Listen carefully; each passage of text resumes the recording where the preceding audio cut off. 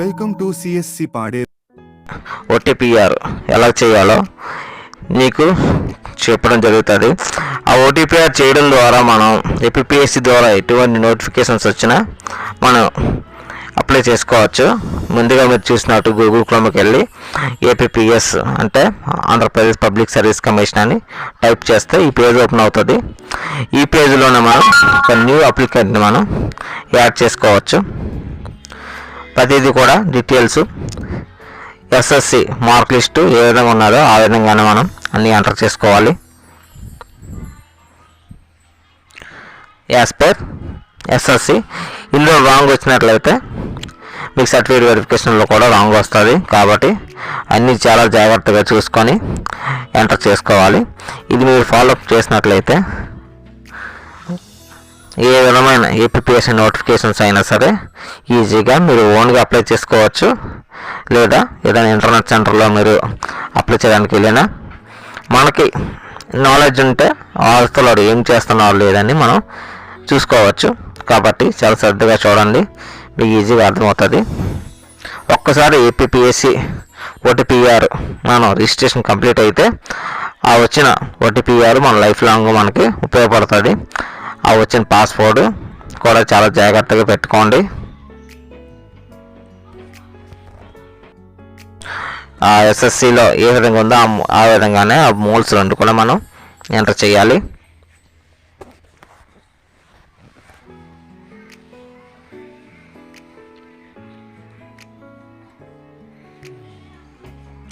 Mail ID కూడా present యాక్టివేట్లో ఉన్న mail ఐడియే మనం ఇచ్చుకోవాలి. ఫోన్ నెంబర్ కూడా దానికి ఓటీపీ వస్తుంది. కాబట్టి ప్రజెంట్ ఏదైతే నెంబర్ యాక్టివ్లో ఉందో మీ యొక్క ప్రదేశాల్లో ఏ విధమైన నెట్వర్క్ అంటే శాటిలైట్ కంప్యూటర్ మొబైల్ టవర్ అనేది ఏది ఉందో, జియో అయితే జియో, ఎట్లయితే ఎయిర్టెల్, బిఎస్ఎన్ఎల్ అయితే బిఎస్ఎన్ఎల్, దానికి సంబంధించిన మొబైల్ నెంబరు మనం ఎంటర్ చేసుకుంటే మంచిది.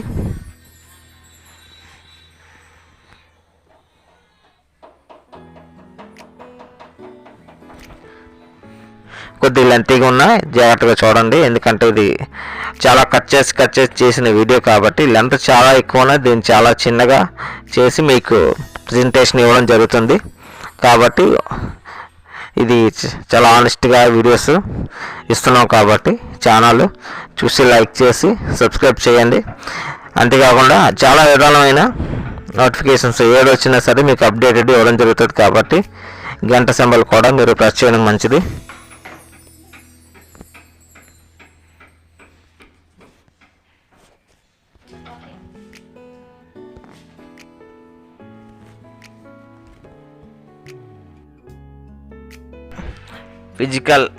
ఫిజికల్గా మనం ఫిట్గా ఉన్నాం, లేదంటే ఎస్ అయితే ఎస్, నో అయితే నో.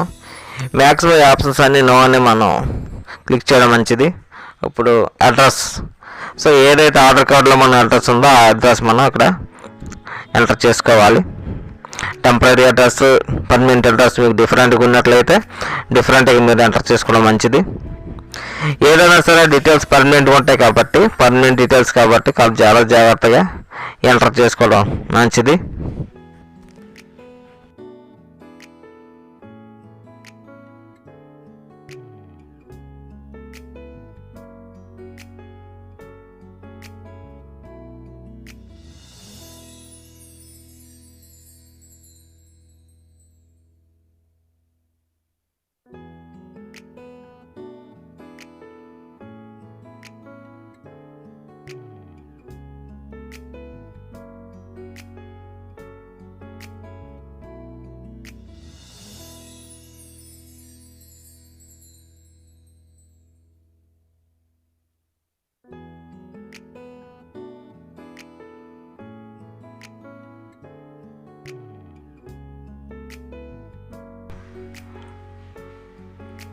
సో అన్ని రెగ్యులర్ ఇక్కడ అడ్రస్ చెక్ చేసుకొని పర్మనెంట్ టెంపరీ ఒకటేనని మనం క్లిక్ చేయడం జరుగుతుంది. ఇప్పుడు స్కూలింగ్ డీటెయిల్స్, స్కూలింగ్ మీకు అన్ని మ్యాక్సిమం రెగ్యులర్ ఉంటుంది కాబట్టి రెగ్యులర్ అని మనం సెలెక్ట్ చేసుకోవాలి. స్కూల్ ఎక్కడ మనం చదివామో ఆ డిస్ట్రిక్ట్, ఎప్పుడైతే పాస్ అయ్యామో ఆ డీటెయిల్స్ కూడా మనం చాలా జాగ్రత్తగా ఎంటర్ చేసుకోవాలి. సర్టిఫికెట్స్ మీద చూసి ఎంటర్ చేసుకుంటే చాలా మంచిది. ఎందుకంటే రేపు తేడా రాకుండా మనకు ఉపయోగపడుతుంది.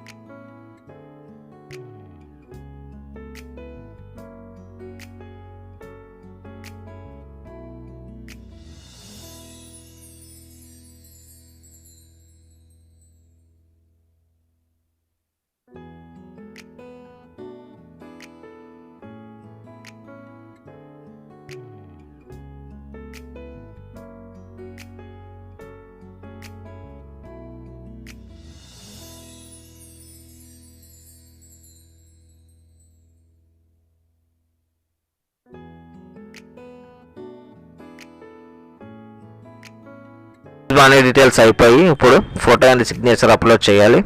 ఫోటో 50K లోన బిలో ఉండాలి. సిగ్నేచర్ కూడా ఒక 30K బిలో ఉంటే సరిపోద్ది.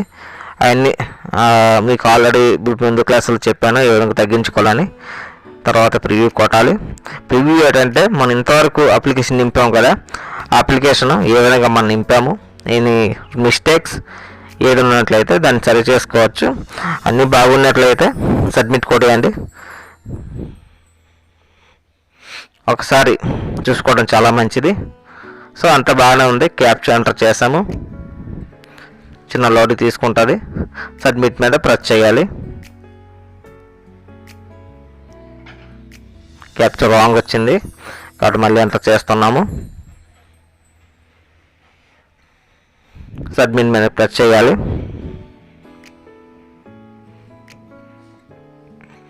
సో ఇది ఓటీపీఆర్ నెంబర్. ఇది మీరు ఎక్కడ నోట్ చేసుకున్న నోట్బుక్లని తర్వాత మనకి యూస్ అవుతుంది ప్రింట్ తీసుకునే ముందు, కాబట్టి చాలా జాగ్రత్తగా చూసుకోవాలి. ఇప్పుడు మనం ఎంటర్ అయిపోయాం కాబట్టి ఇప్పుడు పాస్వర్డ్ జనరేట్ చేసుకోవాలి. ఏపీఎస్సి వెబ్సైట్ ఓపెన్ చేసి లాగిన్ అయిన ఆప్షన్లోని న్యూ యూసర్ లాగిన్ రిజిస్ట్రేషన్ అని ప్రెస్ చేసుకోవాలి. అందులో మనకు వచ్చిన యూసర్ ఐడి ఎంటర్ చేసుకొని ఏదైతే మొబైల్ నెంబర్ ఇచ్చామో ఆ మొబైల్ నెంబర్ మనం ఎంటర్ చేయాలి. ఇక్కడ క్యాప్చర్ మనం ఎంటర్ చేసుకొని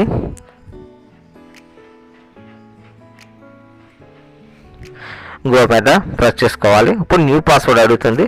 సో ఏదో పాస్వర్డ్ ఏమీ లేదు, కాంబినేషన్ ఒకటి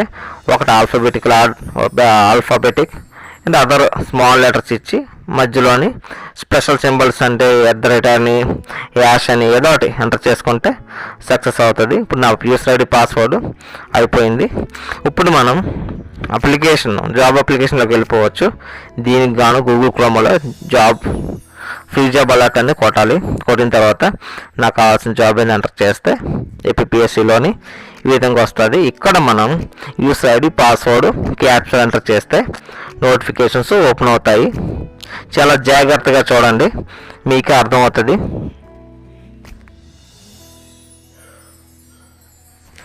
కాస్త లోడింగ్ తీసుకోండి. ఇందులో చాలా నోటిఫికేషన్స్ ఉన్నాయి, అప్లై చేసుకోవచ్చు అప్లికెంట్. కానీ మన కస్టమర్స్కి ఫారెస్ట్ రేంజ్ ఆఫీసర్సే అప్లై చేయమని వచ్చారు కాబట్టి ఆ నోటిఫికేషన్ మీద క్లిక్ చేసాము.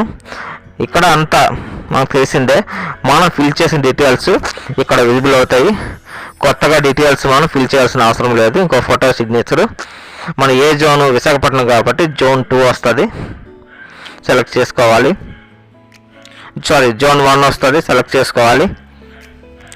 ఇక్కడ మ్యాక్సిమం మనకి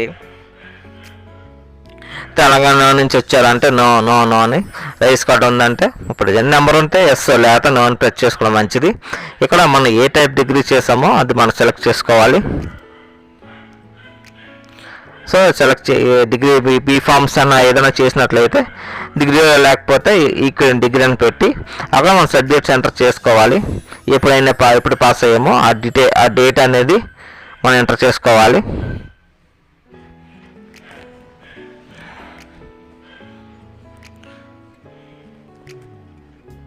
సో ఇక్కడ మన ఎగ్జామ్ సెంటర్కి మనం సెలెక్ట్ చేసుకోవాలి. First zone 1, zone 2, zone 3, zone 4 లాగే చేసుకొని యాడ్ చేసుకోవాలి. డియూ అనేది ఎస్ అని కొట్టాలి, అంటే ఫిజికల్ ఫిట్నెస్ సంబంధించిన లెవెల్స్ మెజర్మెంట్స్ మన దగ్గర ఉన్నాయా అని అడుగుతుంది. నో అని కొట్టామనుకోండి ఏమంటుంది, you are not eligible for this job అని వచ్చేస్తుంది. కాబట్టి ఎస్ అని కొట్టి అది మెజర్మెంట్ బట్టి, యాక్చువల్గా ఏంటంటే మనకి మెజర్మెంట్స్ తీసుకొని ఫిజికల్ ఫిట్నెస్ సర్టిఫికెట్ ఒక సివిల్ డాక్టర్ దగ్గర తీసుకొని మనం ఎంటర్ చేయాలి. కానీ అంచనా బట్టి ఇక్కడ ఎంటర్ చేయడం జరుగుతుంది. ఇక్కడ ఎంటర్ చేసినా సరే ఇన్ కేసు పాస్ అయినట్లయితే ఫిజికల్ టెస్ట్లోని ఫెయిల్ అయిపోతాం. కాబట్టి వెళ్ళేటప్పుడు చాలా జాగ్రత్తగా అన్ని ప్రాక్టీస్ చేయడం మంచిది. ఇప్పుడు సేవ్ అండ్ సబ్మిట్ కొడతాం. ఇప్పుడు పేమెంట్ కొట్టాలి. సో పేమెంట్ నేను ఎప్పుడు చెప్పే విధంగానే నెట్ బ్యాంకింగ్ పేమెంట్ చేస్తున్నాము. సో నెట్ బ్యాంకింగ్ అయితే ఫాస్ట్గా అవుతుంది, ఇక్కడ యూపీఎస్ లేదు కాబట్టి నెట్ బ్యాంకింగ్ ఉపయోగపడుతుంది. కాబట్టి ప్రతి ఒక్కరు నెట్ బ్యాంకింగ్ మెయింటైన్ చేయడం ద్వారా పేమెంట్స్ ఈజీగా మనం చేసుకోవచ్చు. So user ID password enter చేసాము, ఓటీపీ ఎంటర్ చేసాము. ఒక 300 వరకు కట్ అవుతుంది. సో కన్ఫర్మ్ చేస్తాము. సో ఈ విధంగా చేసి మనకు అప్లికేషన్ అనేది డౌన్లోడ్ అయిపోద్ది. ఆ ఓటీపీ ప్రింట్ తీసుకొని మనం ఉంచుకోవాలి. ఇది అప్లికేషన్ కూడా ఉంచుకోవాలి రిఫరెన్స్కి. Thanks for watching.